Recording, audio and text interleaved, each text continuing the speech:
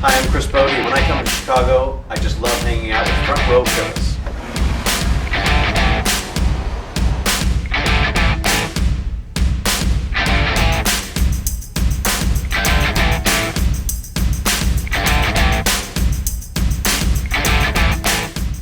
Hi, it's Front Row Phyllis coming to you live from Backstage at the Chicago Theater, and I'm actually here with the amazing jazz trumpeter, Chris Botti. Hey, Chris! Hi, and we have the appropriate lighting for you. Very backstagey, low and mellow before the show. The band's on stage checking.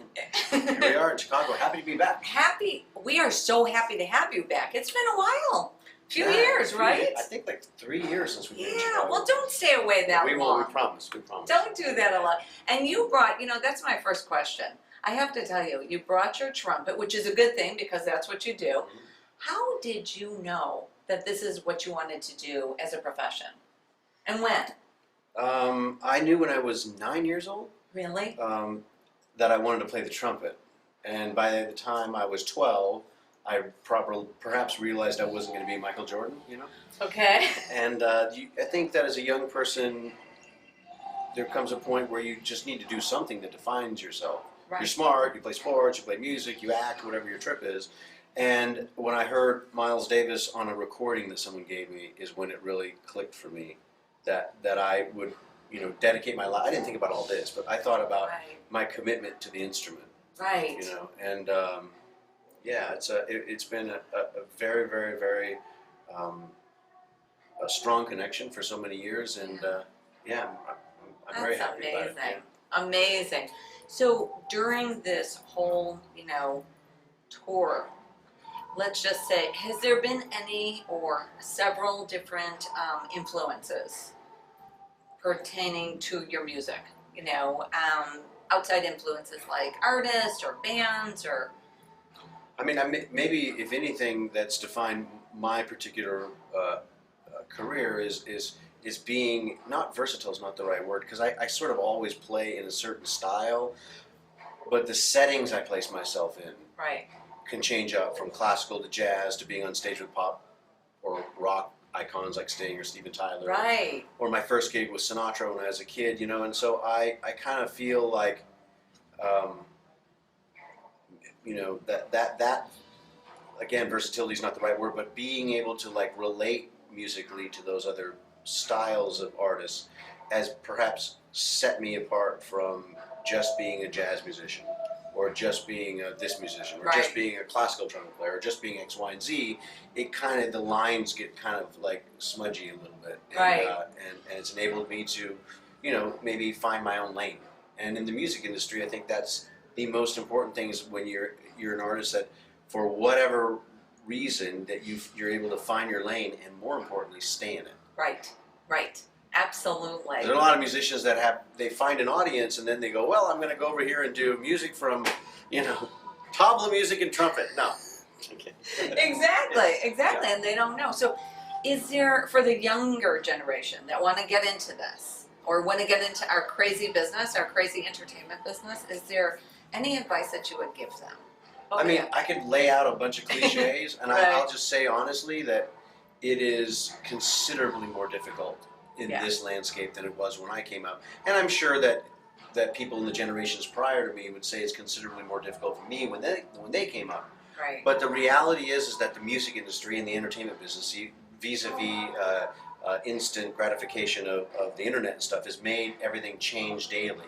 Right. And so I the only thing I wish is that I wish more kids would be enamored with ultimately going to a place where music congregates, and that would be Los Angeles, Chicago, New Orleans, Nashville, New York, or London, something like that. And making your way, like in the way that the classic actors did, where they packed up their Volkswagen and went to Hollywood to find their dreams. Because now this generation thinks that if they put something up on YouTube, that they're destined to be famous. And I just think there's a social implication. There's a networking, or there's be seen and see out like other people, and to be able to be in front of people in the flesh. That's just so much more powerful than, I get everyone loves YouTube and instant, Instagram and all that stuff. I'm not really one that has ever been on that stuff too much, so I kind of like the more, grassroots approach to being in front of The people. old-fashioned way, Yeah, right? yeah. Right. That's how I like that. It's certainly more. It gives you more longevity if you're able to make it in that way. Like have respect first of all from your musicians around you, and then if you're lucky enough to have that translate into a general public career. Right. But most importantly is if you're the people that you play on stage with, or in a club, or people that hear you respect you. That's number one. Right. Musicians, respect for musicians is number one. Right. That would be my Advice to young people. To the young people. Yeah. So because I am a reality, shall we say, a reality show junkie, so a couple of years ago, you were on, one or two episodes of The Real Housewives of Beverly Hills? I'm very lucky, like I said, to work with so many different people. One of the people that I started working with in 2007 and turned into a very, very dear friend is David Foster. Right. And so he's an amazing man. He's an amazing person. Yeah. He's an incredible musician. Right. And I really can't say enough about him. He came to my last album, Impressions, and I'm not going to give you the amount figure, but when you get David Foster to work with you, right, it's pretty big. It's pretty yeah. big. And he charged me absolutely zero. Okay. And he said, "Chris, come on, I'll come do a couple tracks for you, and will you do me a favor and be on the Housewives?" Now, I got to tell you, outside of being friends with Yolanda, I didn't know anything about what's going on in that show, and it was quite a trip. To be honest with you, yeah. I must say, it was fun. I'm not sure if I'd use that word, but it was a trip, yeah. It was very interesting, let's just say. Well, I am so glad we got a chance to do this. I do have one last question, which happens to be my trademark question, and that is, if you were a groupie for any artist or any band, and it could be in any genre, who would it be for? Oh, dear. Right?